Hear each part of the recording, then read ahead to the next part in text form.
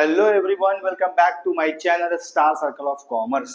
और आज मैं लेकर के आया हूं क्लास 11th के लिए बेसिक अकाउंटिंग टर्म्स और टर्मिनोलॉजी, जिसमें हम लोग पढ़ेंगे जितने भी सारे assets, liability, income, expenditure, expense, equity, entity, ये सारे चीजों के बारे में हम लोग डिटेल से पढ़ेंगे। क्योंकि आप चैप्टर्स जब स्टार्ट करेंगे तो इन सारे चीजों का जिक्र होगा, जिसमें आपको सारी बातें डिटेल से समझ में आनी चाहिए कि एसेट्स क्या होता है, liability, expenses, income, gain, profit, ये सारी चीजें जो है, परचेज, सेल्स, सब कुछ हम लोग पढ़ेंगे।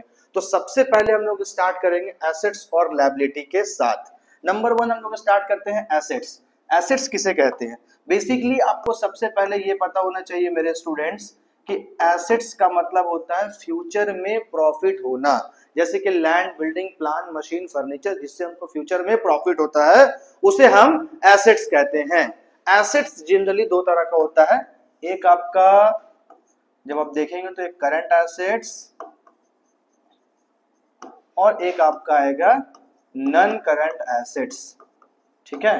करंट एसेट्स किसको बोलते हैं? करंट एसेट्स के अंदर में जिसका value with in 1 year change हो जाए, जैसे कि cash in hand, cash at bank, इसके अंदर में स्टॉक आता है, डेटर्स आता है, ये सारा चीज और भी बहुत सारी चीजें आते हैं, बिल्स रिसीवेबल और प्रीपेड एक्सपेंसेस ईटीसी। ठीक है। ये सारा जो चीज आता है वो किसके अंदर में आता है? करंट एसेट्स के अंदर में आता है। हालांकि करंट एसेट्स के अंदर में एक चीज और निकलता है जिसको हम लोग बोलते हैं लिक्विड एसेट्स। लिक्विड एसेट्स क्या होता है? सिंपल सा बात समझ लीजिए, जिसका वैल्यू हम लोग तुरंत कैश में कन्वर्ट कर देते हैं, उसे हम लिक्विड एसेट्स कहते हैं। जैसे एग्जांपल के तौर पर लिक्विड एसेट्स के अंदर में डायरेक्टली कैश इन हैंड आता है। ठीक है, बात समझ में आ गया? आपको मैं एक और बात बता दूं कि लिक्विड एसेट्स का मतलब होता है सारा करंट एसेट्स। लिक्विड एसेट्स का मतलब सारा करंट एसेट्स को लिक्विड एसेट्स बोलते हैं। लेकिन इसमें दो चीज कंसीडर हम लोग नहीं करते। वो दो चीज क्या होता है बाबू? स्टॉक होता है और दूसरा प्रीपेड एक्सपेंसेस। ये दो चीज हम लोग कंसीडर नहीं करते हैं। ठीक है, लिक्विड एसेट्स में। तो ये बात रहा एसेट्स का। उसके बाद हम लोग एसेट्स में नॉन करंट एसेट्स में आते हैं। तो सबसे पहले आता है इसके अंदर में फिक्स एसेट्स। और फिक्स एसेट्स के अंदर में जो आएगा वो दो बातें आएंगी, जिसमें सबसे पहले आता है बात टेंजिबल एसेट्स और दूसरा आएगा इनटेंजिबल एसेट्स। ठीक है, एसेट्स का दो पार्ट है। तो उसमें क्या क्या चीज आएगा बाबू? करंट एसेट्स और non current assets. Non current assets के अंदर में टेंजिबल एसेट्स और इनटेंजिबल एसेट्स। टेंजिबल एसेट्स में आता है, जिस टेंजिबल एसेट्स उस एसेट्स को कहा जाता है। फिक्स एसेट्स के अंदर में जो टेंजिबल एसेट्स आता है उस एसेट्स को कहा जाता है जो हम लंबे समय तक अपने बिजनेस में रखते हैं। ठीक है, जैसे कि एग्जांपल के तौर पर लैंड एंड बिल्डिंग, ये आपका किसके अंदर में आ जाएगा? टेंजिबल एसेट्स के अंदर में आ जाएगा। उसके बाद आएगा आपका प्लांट एंड मशीनरी। ठीक है, उसके बाद आपके आ जाएगा फर्नीचर और भी बहुत सारी चीजें इसके अंदर में आपका आ जाएगा। ठीक है, उसके बाद ये जो टेंजिबल एसेट्स है, ये किसका पार्ट है? फिक्स एसेट्स का पार्ट है। फिक्स एसेट्स का दूसरा पार्ट क्या है? Intangible assets. ठीक है, क्लियर स्टूडेंट्स? दूसरा पार्ट क्या है? Intangible assets. पहला पार्ट क्या है बाबू? टेंजिबल एसेट्स और दूसरा इनटेंजिबल एसेट्स। टेंजिबल एसेट्स के अंदर में land, building, plant, machine, furniture, fixture, motor car, ये सारी चीजें आ सकती है। और इनटेंजिबल एसेट्स के अंदर में आएगा गुडविल, जिसको हम लोग महसूस कर सकते हैं। इनटेंजिबल एसेट्स उसको बोलते हैं जिसको हम लोग महसूस कर सकते हैं। जैसे गुडविल हो जाएगा, पेटेंट हो जाएगा, कॉपीराइट एटसेट्रा, और भी बहुत सारी चीजें इसके अंदर में आ सकती है। तो ये मैंने जो आपको बात बताया, ये मैंने बात बताया आपको एसेट्स का। एसेट्स इस तरह से होता है। अब दूसरी चीज जो है, एसेट्स के बाद आएगा आपका लायबिलिटी। ठीक है, ये दो चीज को हमको डिटेल से समझना है, क्योंकि एसेट्स लायबिलिटी का बहुत ज्यादा यूज होगा। ठीक है, आइए हम लोग बात करते हैं अब लायबिलिटी के ऊपर। लायबिलिटी किसको बोलते हैं? तो दूसरी चीज में हम लोग देखते हैं सबसे पहले लायबिलिटी।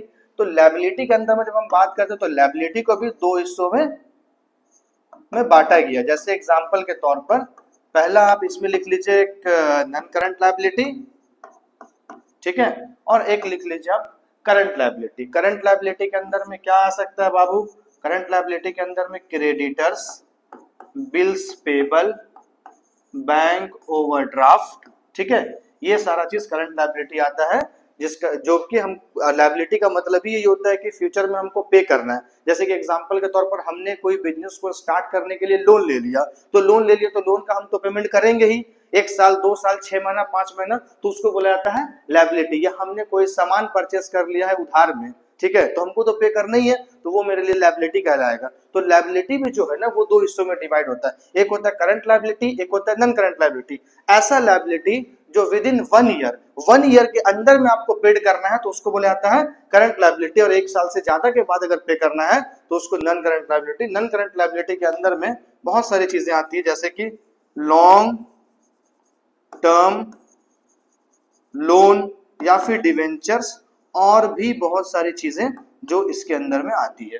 तो लायबिलिटी का मतलब बेसिकली यही होता है। तो एसेट्स और लायबिलिटी को आपको इस तरह से समझना है। क्लियर हो गया स्टूडेंट आप लोग? अब बात करते हैं हम लोग है कैपिटल। देखिए कैपिटल वर्ड आप लोग सुने होंगे। व्हेन समवन स्टार्ट बिजनेस, जब भी कभी कोई पर्सन किसी भी बिजनेस को स्टार्ट करता है, ठीक है, तो इन्वेस्टमेंट चाहिए होता है। बिना पैसे के कोई भी पर्सन किसी बिजनेस को स्टार्ट नहीं कर सकता है। तो आप ये समझ जाएं कि आप जब भी किसी बिजनेस को स्टार्ट कर रहे हैं, स्टार्ट करने के समय में जो आपने पैसा लगाया है उसी को बोला जाता है कैपिटल। ठीक है, क्लियर?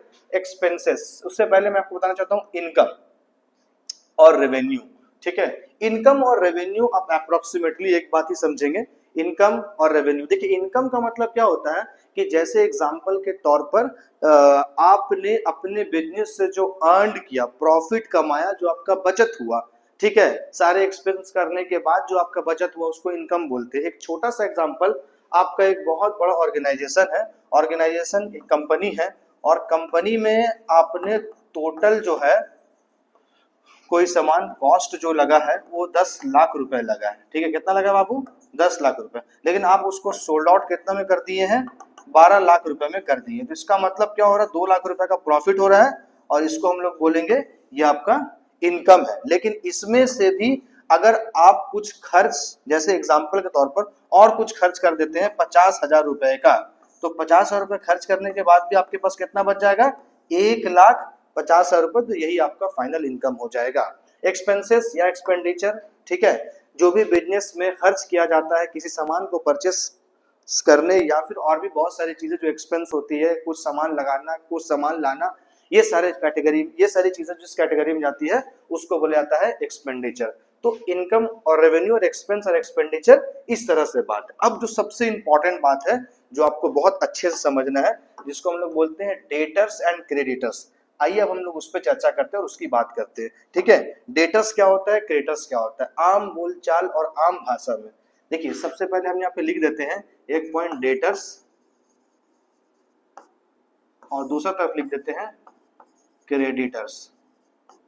ठीक है, और यहाँ पे हम रख देते हैं किसी एक पर्सन को जिसका नाम है मोहन। ठीक है, मोहन एक बिजनेसमैन है। ठीक है, मोहन का डेटर और क्रेडिटर दोनों है। तो लेकिन ये पता चलना चाहिए मोहन का डेटर कौन है और मोहन का क्रेडिटर कौन है, और साथ साथ डेटर बोलते किसको है। एकदम सिंपल सा बात, मैं यहाँ पे खड़ा हूं, मैंने किसी पर्सन से पैसा लेना है, मुझे किसी पर्सन से पैसा लेना है अगर 10,000 रुपए, तो वो मेरे लिए डेटर कहलाएगा। मुझे उससे लेना है ना, तो उसको हम क्या बोलेंगे? वो मेरे लिए डेटर है। ठीक है, और अगर मुझे किसी को पैसा देना है तो वो मेरा क्या कहलाएगा? क्रेडिटर। बात समझ में आ गया? डेटर जो होता है वो एसेट्स होता है, और क्रेडिटर जो होता है वो लायबिलिटी होता है। तो इस चीज को आपको ध्यान से समझना पड़ेगा। क्लियर? जैसे एग्जांपल के तौर पर मोहन के लिए डेटर कैसे हो सकता है और कौन सा? जैसे एग्जांपल के तौर पर मोहन के लिए डेटर कौन होगा? क्योंकि ये यहाँ पे ये पर्सन इनको क्या करेगा? पैसा देगा। ठीक है, और इनको इसको पैसा देना है, तो वो कहलाता है डेटर और क्रेडिटर। बात समझ आ गया? तो ये कहलाया क्या? डेटर, और ये क्या कहलाएगा? क्रेडिटर। क्लियर हो गया बात? अब बात करते हैं हम लोग गुड्स का। तो गुड्स किसे कहते हैं? आसान भाषा में मैं आपको बता देता हूं कि गुड्स का मतलब क्या होता है। ठीक है, गुड्स एक सिंपल सा बात है कि गुड्स जो भी सामान, आर्टिकल्स जो होता है, अगर आप आर्टिकल्स जिसको यूज करते हैं, जिससे आप, जैसे एग्जांपल के तौर पर आपका कोई बिजनेस है, बुक का बिजनेस है, या फिर मान के चलिए कि आप पेन कॉपी कलम बेचते हैं, तो वो सारी चीजें ला करके जो आप बेचते हैं तो वो सारा चीज जो आपका गुड्स कहलाएगा, स्टॉक कहलाएगा, आर्टिकल कहलाएगा। क्लियर। दूसरी बात हम लोग करते हैं स्टॉक का। तो स्टॉक को भी दो हिस्सों में बांटा गया है। हालांकि स्टॉक तो बहुत सारा चीज होता है, स्टॉक तो माल को ही बोला जाता है, बट स्टॉक देखिए यहाँ पे एक आपका ओपनिंग स्टॉक, एक आपका दिखेगा ओपनिंग स्टॉक, दूसरा आपका दिखेगा क्लोजिंग स्टॉक, लाइव स्टॉक, और भी बहुत सारा चीज होता है स्टॉक का मामले में अगर देखा है तो। लाइव स्टॉक किसको बोलते हैं? अगर आप कोई भी एनिमल्स रखे हुए हैं तो उसको बोला जाता है लाइव स्टॉक, जैसे डॉग, एलिफेंट, रैट, ये सारा चीज जो है वो क्या कहलाता है? Live stock. बात करते हैं ओपनिंग स्टॉक और क्लोजिंग स्टॉक। एक सिंपल सा आप एग्जांपल को समझिए। ओपनिंग और क्लोजिंग स्टॉक को समझने के लिए आपको दो बात समझना पड़ेगा। आपने कोई बिजनेस स्टार्ट किया, 1 जनवरी से लेकर के 31 जनवरी में आपका डेट क्लोज हो जाएगा, एक महीना में। ये डेट को आप समझिएगा ध्यान से। आप इस मंथ में 100 पीस माल बनाते हैं और 80 पीस माल बेच देते हैं। तो जब आप 80 पीस माल बेचते हैं तो आपका माल कितना बचता है? यहाँ पे 20 पीस माल जो है आपका बच जाता है। जो 20 पीस माल आपका बचता है वो आपका कहलाता है क्लोजिंग स्टॉक। बात समझ में आ गई कि क्लोजिंग स्टॉक किसको बोलेंगे? जितना पीस हमने माल बनाया और जितना पीस हमने माल सेल किया तो बचा हुआ जो स्टॉक होता है वो आपका क्लोजिंग स्टॉक हो जाता है। जनवरी मंथ का क्लोजिंग स्टॉक आपका कितना हो जाएगा? 20 पीस हो जाएगा। बट जैसे आप फरवरी मंथ में आते हैं, फेब मंथ में आते हैं, और फेब मंथ का भी आपका पूरा एक महीने का लिस्ट चलेगा। तो जैसे आप फेब मंथ में आते हैं, फर्स्ट डे ऑफ फरवरी, फरवरी के पहले दिन में जो जनवरी का क्लोजिंग स्टॉक होता है वो फरवरी के पहले दिन का जो है वो ओपनिंग स्टॉक हो जाता है। बात समझ में आ गया बच्चों? ये बात आपको ध्यान रखना है कि जनवरी 1 से स्टार्ट किया हमने, 31 जनवरी को खत्म किया। 31 जनवरी को हमारा जो माल बचा 20 पीस, 31 जनवरी का क्लोजिंग स्टॉक है। लेकिन जैसे हम उससे 1 फरवरी को ट्रांसफर कर देते हैं तो वो हमारा 20 पीस क्या हो जाता है? ओपनिंग हो जाता है नेक्स्ट मंथ का। तो ये होता है ओपनिंग स्टॉक और क्लोजिंग स्टॉक। तो स्टॉक के बारे में ये समझ लीजिए। अब बात करते हैं हम लोग परचेस एंड सेल का। तो परचेस किसको बोलते हैं? आम बोलचाल, आम भाषा में समझिए, जब भी कभी कोई सामान हम लोग सेल करने के लिए परचेस करके लाते हैं उसे परचेस कहते हैं। एग्जांपल के तौर पर अगर आप कोई मोबाइल फोन चलाते हैं, मोबाइल फोन बेचते हैं, मोबाइल फोन आपका दुकान है, तो आप क्या करेंगे? बहुत सारा मोबाइल फोन परचेस करके लाएंगे, तो वो आपका परचेस हो गया।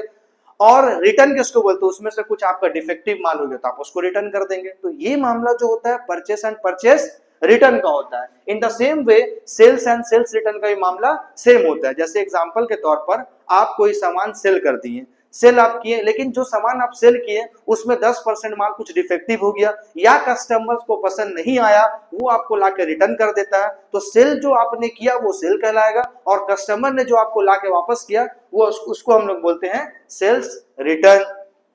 नेक्स्ट आता है प्रॉफिट एंड गेन। मोटा मोटी आप बात समझ लीजिए कि ये सेम है, लॉस। ये दोनों में डिफरेंस होता है। देखिए प्रॉफिट और गेन को एक प्लेटफॉर्म पे इसलिए रखा गया है, जैसे एग्जांपल के तौर पर आपका कोई मोबाइल का शॉप है या फिर मान लीजिए आपका कोई बुक का शॉप है। आप क्या करते हैं? 100 पीस बुक परचेस करके लाए, कितने रुपए में? 1000 रुपए में। आपका 100 पीस बुक का कीमत कितना है? 1000 रुपए। और साथ ही साथ आपने इस 100 पीस बुक को सेल कर दिया, कितना में सेल कर दिया? 1200 रुपए में। यानी कि 200 रुपए का जो डिफरेंस आपका आ रहा है, इसी को तो बोला जाता है प्रॉफिट, यही तो कहलाता है गेन। बात समझ में आ गई? प्रॉफिट कैसे निकलता है कि हमने जो सामान परचेस किया है जो कॉस्ट में, उसको हम लोग अगर सेल करते हैं बढ़ा करके तो वहां से प्रॉफिट हो जाता है। एग्जाम्पल के तौर पर अगर मान लिया जाए कि आप इसी 100 पीस माल को 1000 में खरीदते हैं, लेकिन आप इसको सेल जो करते हैं वो 100 पीस आपका 900 में सेल हो जाता है। तो यहां से जो डिफरेंस आपका आएगा 100 रुपए का, ये आपका क्या कहलाएगा? लॉस। तो प्रॉफिट और लॉस को समझने का सबसे आसान तरीका यही होता है कि हमने जितना में माल को परचेस किया है, अगर हम उससे ज्यादा में सेल करते हैं तो हमको प्रॉफिट होगा, और कम में सेल करते हैं तो लॉस होगा। ठीक है। नेक्स्ट आपका आता है वाउचर। वाउचर क्या होता है? वाउचर बहुत आसान लफ्जों में आप समझिए, जब भी कभी हम लोग कोई एंट्री करते हैं, डाटा को रिकॉर्ड करते हैं, उसको रिकॉर्ड करने के लिए जो ट्रांजैक्शन को देखते हैं उसे हम लोग वाउचर कहते हैं। जो भी हमारे पास लेन देन होता है उस लेन देन को जहां पे लिखते हैं उसे वाउचर कहते हैं। डिस्काउंट, डिस्काउंट बहुत तरह का होता है। जनरली डिस्काउंट 4 तरह का होता है। डिस्काउंट कैश डिस्काउंट होता है, ट्रेड डिस्काउंट होता है, स्पेशल डिस्काउंट होता है और कमोडिटी डिस्काउंट होता है। कैश डिस्काउंट का मतलब क्या होता है, जब कोई सामान आप परचेस करते हैं कैश में और आपको कैश में कोई डिस्काउंट मिल जाए तो कैश डिस्काउंट कहलाएगा।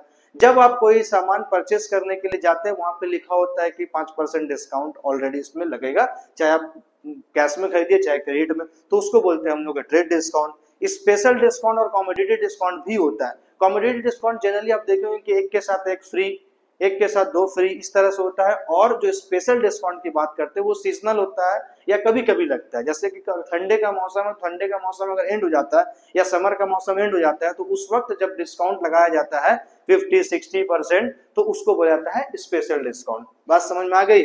अब बात करते हैं हम लोग ड्राइंग का। तो ड्राइंग किसे कहते हैं बच्चे लोग? ड्राइंग भी आप आसान भाषा में समझते हैं। जब भी कभी बिजनेस का कोई प्रोप्राइटर, बिजनेस का कोई मालिक अगर पर्सनल यूज के लिए, खुद के लिए अगर बिजनेस से पैसा निकाल लेता है तो उसको बोला जाता है ड्राइंग। बात समझ में आ गया। ड्राइंग की डेफिनेशन क्या है कि अगर आप पर्सनल यूज के लिए, अगर बिजनेस का मालिक पर्सनल यूज के लिए, हाउस होल्ड यूज के लिए, डोमेस्टिक यूज के लिए, खुद के लिए अगर पैसा बिजनेस से या कोई सामान निकाल लेता है तो उसको हम लोग बोलते हैं ड्राइंग। नेक्स्ट क्या है आपका? Trade payable and trade receivable. Trade payable क्या होता है? सिंपल लैंग्वेज में आप समझिए, डेटर और क्रेडिटर अगर आप समझ रहे हैं तो आप trade payable and trade receivable भी आसान भाषा में समझ जाएंगे। जैसे एग्जांपल के तौर पर ये हम है या आप है, ठीक है। एक सिंपल सा बात समझिए कि आपने किसी को माल सेल कर दिया तो आप इससे पैसा लेंगे तो आप इसको बोलेंगे ट्रेड रिसीवेबल या बिल रिसीवेबल। बात समझ में आ गया। और अगर मान लीजिए आपने किसी से सामान परचेस कर रखा है, आपने किसी से सामान परचेस कर रखा है, खरीद रखा है, तो खरीदने पर आप क्या करेंगे? उसको पैसा देंगे, तो इसको हम लोग बोलेंगे ट्रेड पेबल या बिल्स पेबल। बात समझ में आ गई। तो ये सारी चीजें जो है ये आपका इस चैप्टर में है, जिसमें आपको डिटेल से मैंने बताया basic accounting terms and terminology. And last one जो एक बचता है आपका रिसिप्ट। रिसिप्ट किसे कहते हैं? ठीक है, रिसिप्ट का मतलब क्या होता है कि जो भी ट्रांजैक्शन होता है, ट्रांजैक्शन में जो भी आप लेन देन कर रहे हैं तो उसका एक रिसिप्ट बनता है, जिससे कि आपको क्लासिफिकेशन मिलता है कि हाँ इतना अमाउंट का मेरे से लेन देन हुआ है, इसे हम लोग रिसिप्ट कहते हैं। तो ये सारी चीजें जो है ये basic accounting terms and terminology के अंदर में आता है।